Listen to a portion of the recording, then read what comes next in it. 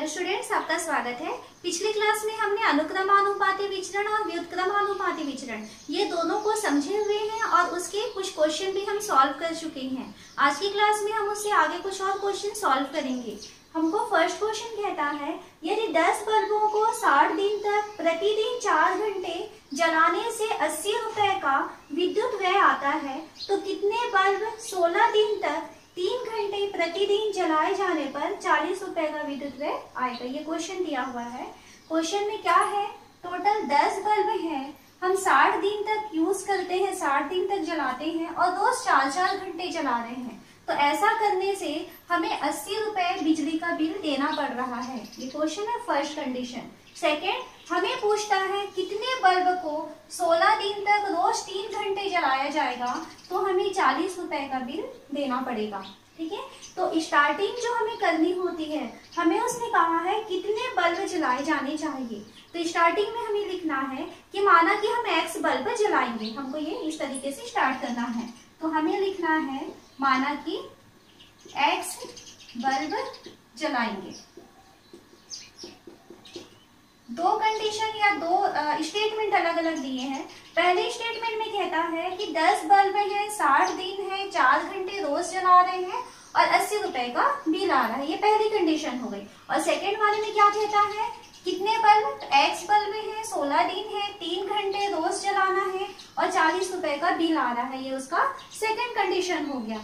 तो हम फर्स्ट वाला जो स्टेटमेंट आया है उसको लेकर के चलते हैं।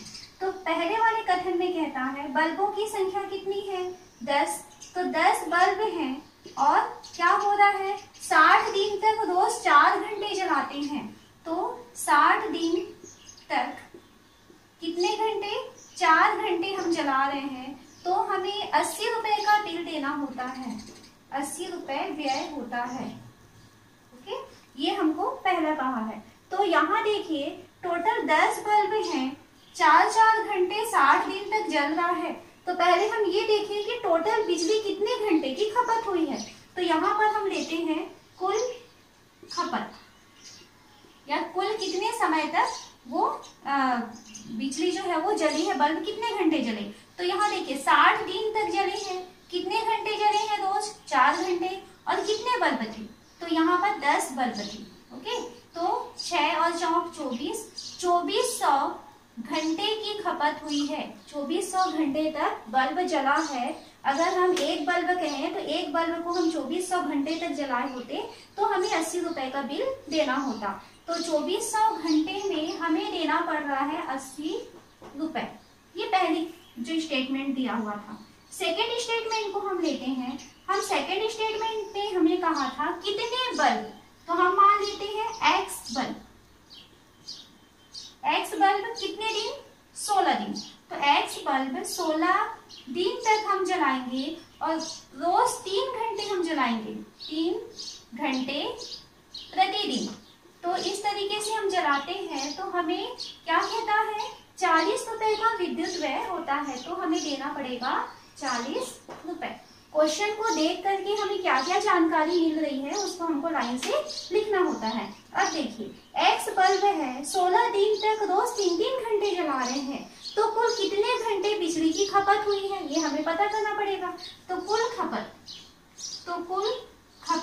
जो घंटे में आएगा इसकी वैल्यू आ जाएगी, x बल्ब है 16 दिन तक और कितने घंटे, 3 घंटे, यानी कुल खपत जो है 16 × 48 x घंटे तक बिजली की खपत हुई है और इसके लिए हमें देना पड़ा है 40 रुपए का विद्युत व्यय।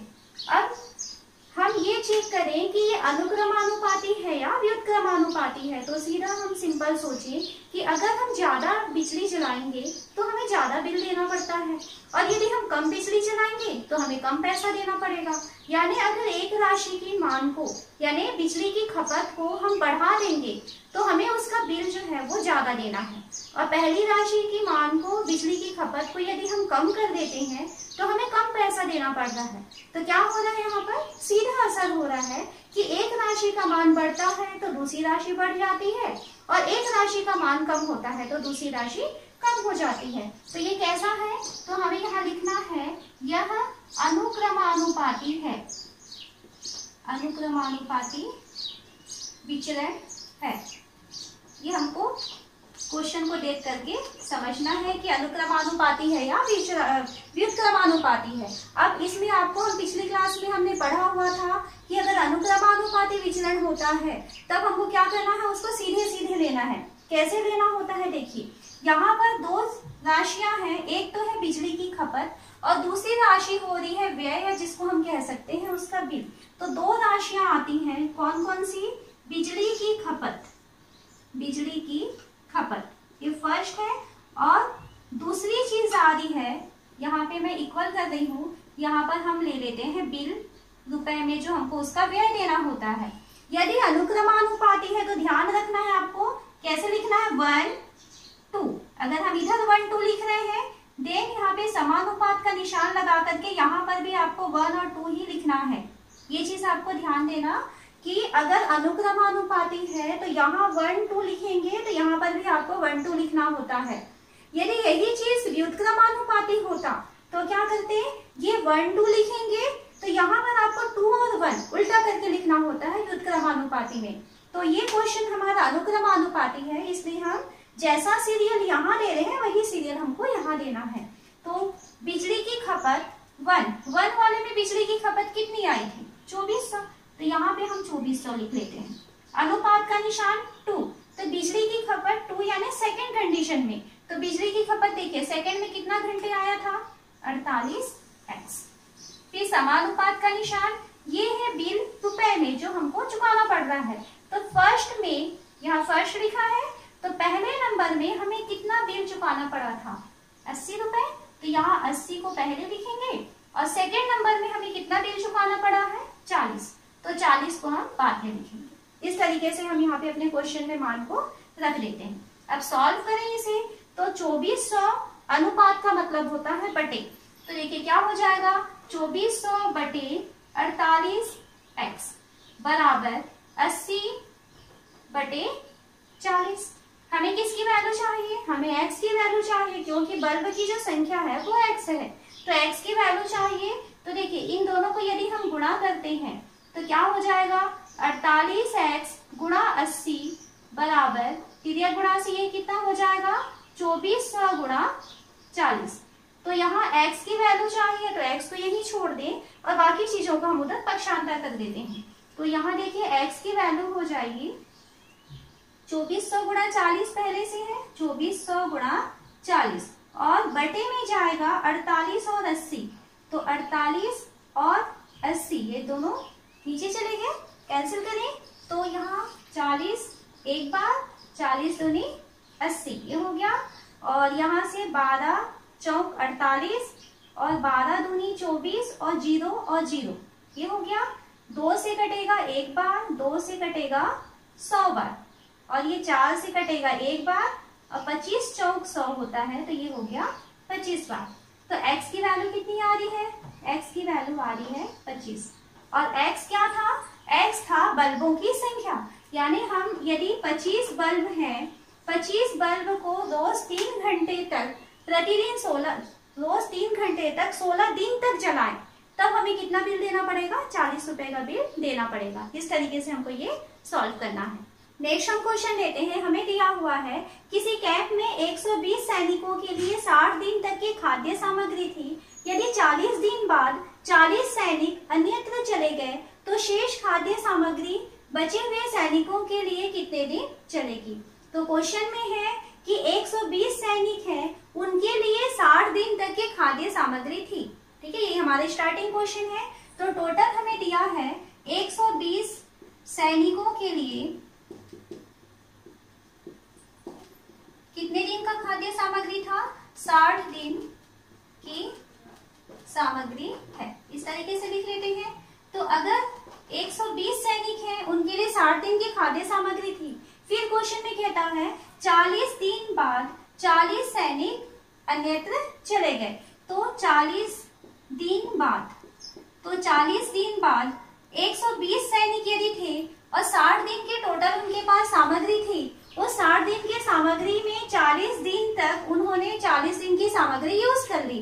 तो 40 दिन के बाद यदि हम कैलकुलेट करते तो 120 सैनिकों के लिए सैनिकों के लिए जो खाद्य सामग्री बची हुई थी, तो टोटल 60 दिन में से वो 40 दिन यूज कर चुके, तो उनके पास और कितने दिन का खाना बचा था? उनके पास सिर्फ 20 दिन का और खाना बचा हुआ था। तो यदि कुल सैनिक 120 के 120 भी रहते तो उनके पास 20 दिन का और खाना बचा हुआ था। तो हम फर्स्ट कंडीशन में लिखते हैं कि 40 दिन बाद 120 सैनिकों के लिए कितने दिन की खाद्य सामग्री बची थी? 20 दिन की। ठीक है, तो 20 दिन की खाद्य सामग्री बची थी। यहाँ 20 दिन की हम लिख लेते हैं खाद्य सामग्री। तो ये फर्स्ट कंडीशन हो गई कि 120 सैनिकों के लिए 20 दिन की खाद्य सामग्री थी। क्या हुआ कि उसमें से 40 सैनिक अन्यत्र चले गए। तो अब हो क्या रहा है कि 120 में से 40 चले गए, तब हमारे पास कितने सैनिक बच रहे हैं? 80 सैनिक। तो वो 80 सैनिक जो है, खाद्य सामग्री तो उतनी ही थी, उसमें कम या ज्यादा नहीं हुआ था, लेकिन सैनिकों की संख्या कम हो गई। तो वो 80 सैनिक जो 120 लोगों का 20 दिन का जो खाद्य सामग्री था, तो 80 सैनिक यदि हो जाएंगे तो वो कितने दिन तक उसमें उनका यूज कर सकते हैं? तो हमारे पास सेकेंड जो कंडीशन है वो हो जाएगा 80 सैनिकों के लिए हम मान लेते हैं कि वो खाद्य सामग्री जो है वो x दिन तक चलेगी। खाद्य सामग्री क्वेश्चन को हम एक बार फिर से समझते हैं। क्या कहा था उसने? 120 सैनिक है, 60 दिन तक के लिए उनके पास सामग्री था, जिसमें से 40 दिन तक वो यूज कर चुके। तो 40 दिन तक यूज कर चुके, तो 120 के लिए बाकी 20 दिन का खाद्य सामग्री बचा हुआ था। लेकिन क्या हुआ कि वो 120 न रह करके उसमें से क्योंकि 40 बाहर चले गए, तब 80 सैनिक ही बच गए थे। तो 80 सैनिक उस 20 दिन के खाद्य सामग्री को कितने दिन तक यूज कर सकते हैं? तो हम मान लेते हैं कि माना वो x दिन तक यूज कर पाएंगे। तो हमने पहला और दूसरा स्टेटमेंट लिख लिया। अब सेकेंड चीज हमें इसमें ये पहचानना है कि ये अनुक्रमानुपाती विचरण है या व्युत्क्रमानुपाती विचरण है। तो देखिए, खाद्य सामग्री की मात्रा तो निश्चित है, यदि कम सैनिक खाएंगे तो ज्यादा दिन चलेगा, और यदि ज्यादा सैनिक उसे यूज करेंगे तो वो कम दिन में खत्म हो जाएगा। तो दो चर राशियां आ रही हैं, एक में आ रहा है सैनिकों की संख्या और दूसरी चर राशि आ रही है दिन। ठीक है, खाद्य सामग्री तो निश्चित था, तो दूसरी जो चर राशि आ रही है दिन। तो सैनिकों की संख्या ज्यादा होने से कम दिन में खत्म हो जाएगा, और सैनिकों की संख्या यदि कम हो जाती है तो वो ज्यादा दिन में खत्म होगा। तो यहाँ पर एक राशि के मान को कम करेंगे तो दूसरी राशि का मान बढ़ जाता है, और एक राशि के मान को बढ़ा देंगे तो दूसरी राशि का मान कम हो जाता है। तो यहाँ क्या है? यह व्युत्क्रमानुपाती, उल्टा हो रहा है, तो यह व्युत्क्रमानुपाती विचरण है, ऐसा हमें लिखना है, विचरण है। अब यदि व्युत्क्रमानुपाती विचरण है तो उसको लिखने का तरीका होता है, सबसे पहले तो हम इसमें चर राशियां पहचाने। एक में है सैनिकों की संख्या और दूसरी चर राशि है दिन। तो दो चर राशियां आ रही हैं, सैनिकों की संख्या और दूसरी चर राशि आ रही है हमारे पास दिन। अब यदि व्युत्क्रमानुपाती विचरण है तो 1 2, यहाँ तो 1 2 देना है। इसमें क्योंकि ये व्युत्क्रम वाला है, उल्टा वाला है, तो इसको 2 और 1 ऐसा लिखना है।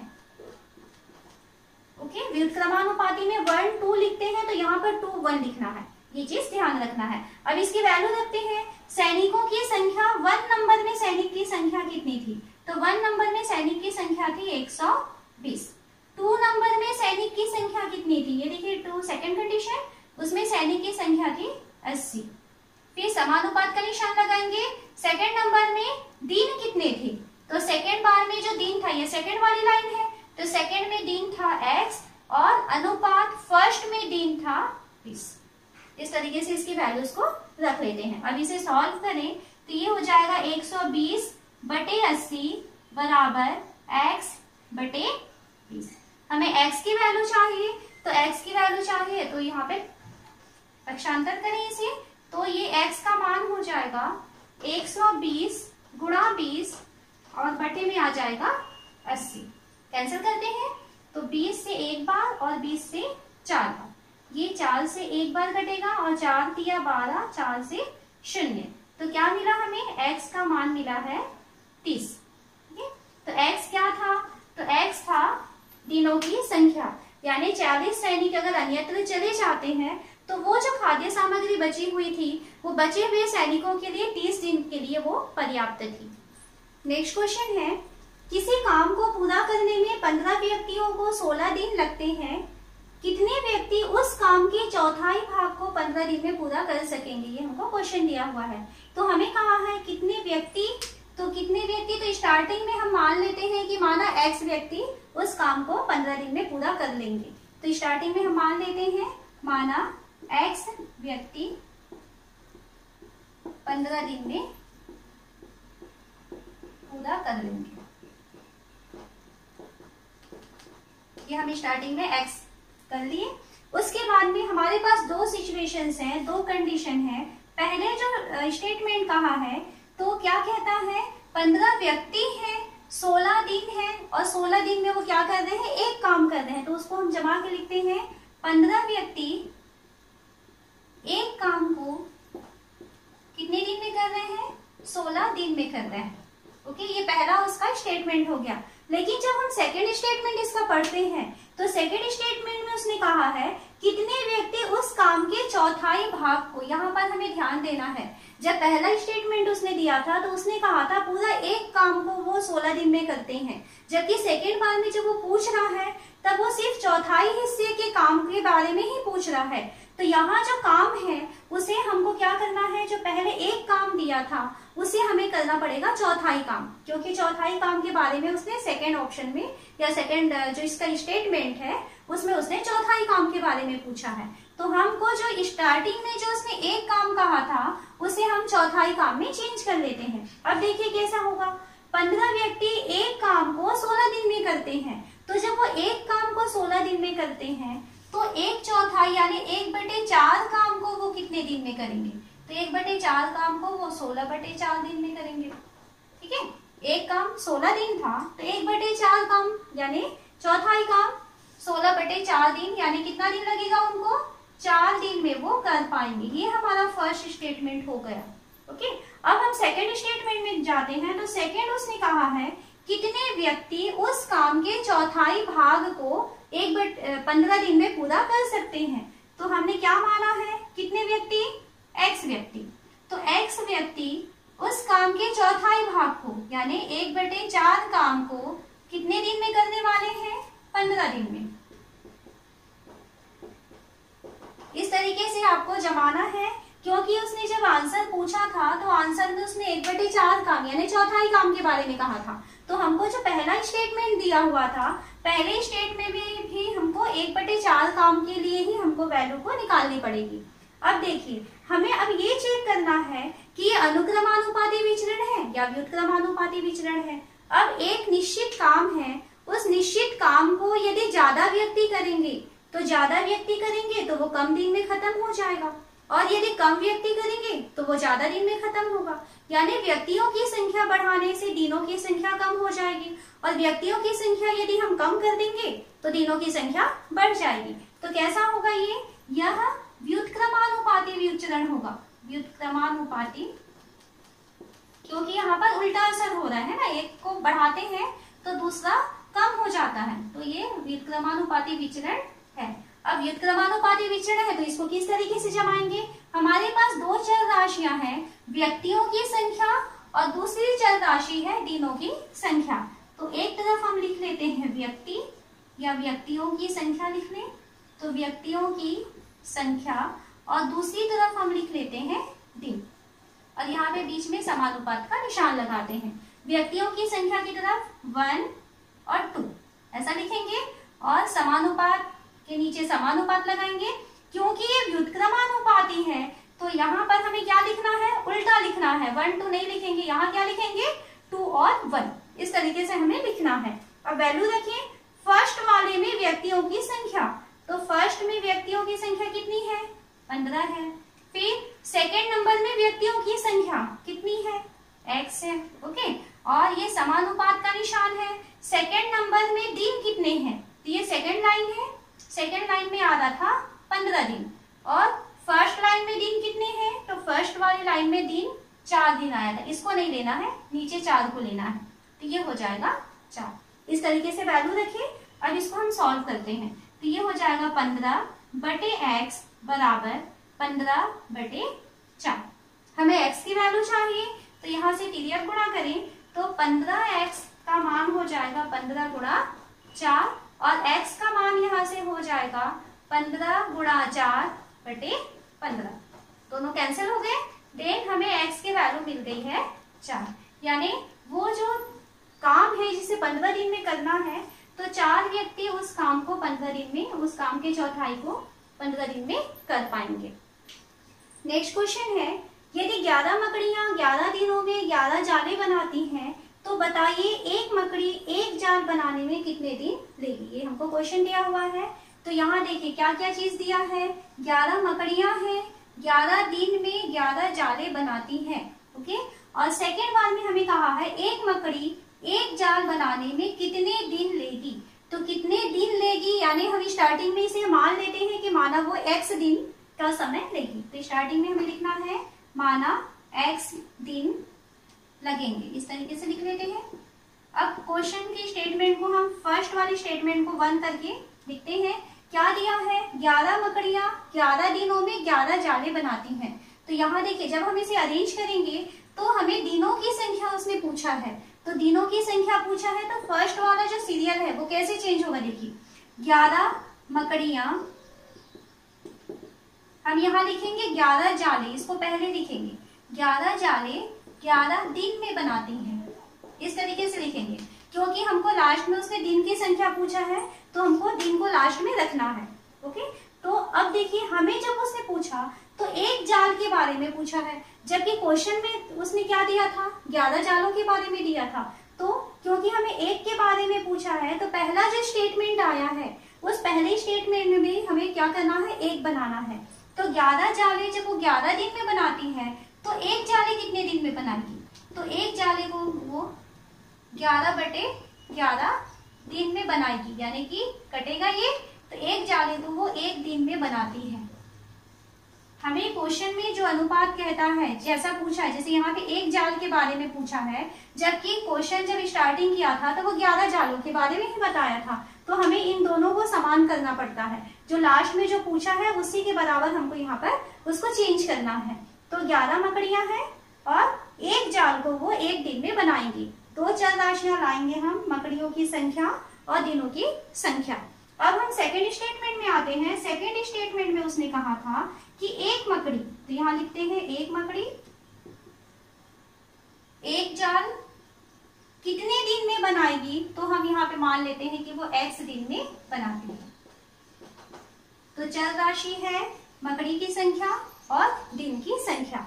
अब इन दो चर राशियों के बीच हमको रिलेशन लेना है कि अनुक्रमानुपाती है या व्युत्क्रमानुपाती है। तो देखिए अगर हम मकड़ियों की संख्या ज्यादा कहें, यानी ज्यादा मकड़ियां हैं तो कम दिन लगेंगे, और यदि कम मकड़ियां हैं तो उस जाल को बनाने में उन्हें ज्यादा दिन लगेगा। यानी अगर एक चर राशि कम हो जाता है तो दूसरी चर राशि की वैल्यू बढ़ जाएगी, और पहली चर राशि वैल्यू ज्यादा है तो दूसरी चर राशि की वैल्यू कम हो जाएगी। यानी यहाँ पर उल्टा हमको देखने मिल रहा है, उल्टा विचरण।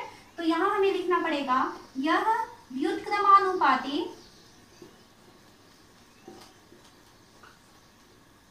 विचरण है। अब व्युत्क्रमानुपाती विचरण है, दोनों चर राशियों को लिख लेते हैं। पहले में हम लिखेंगे मकड़ियों की संख्या और दूसरे में हमें लिखना है दिन। यहाँ 1, 2, फिर उसके बाद समानुपात का निशान लगाएंगे, और क्योंकि व्युत्क्रमानुपाती है, व्युत्क्रम का यानी होता है उल्टा, तो यहाँ 1, 2 लिखे हैं, तो यहाँ हमें लिखना है 2, 1, उल्टा करके लिखना होता है इसे। इसके पहले क्वेश्चन में भी ये समझ चुके हैं। अब मकड़ियों की संख्या 1 में कितनी थी, तो 1 में मकड़ियों की संख्या थी 11, सेकेंड में मकड़ियों की संख्या थी 1, फिर समानुपात का निशान, सेकेंड में दिन है ना, तो दिन सेकेंड में कितना था x, और फर्स्ट में दिन कितना था, तो फर्स्ट में दिन था 1। इस तरीके से मान रखे हैं। अब इसको अनुपात यानी होता है बटे, तो ये 11/1 हो जाएगा, और समानुपात यानी बराबर x/1। ओके, तो यहां से हमें क्या मिल गया, यहाँ से हमें मिल रहा है x बराबर 11। तो हमको फाइनली आंसर मिल रहा है कि एक मकड़ी एक जाल को 11 दिन में बना सकती है।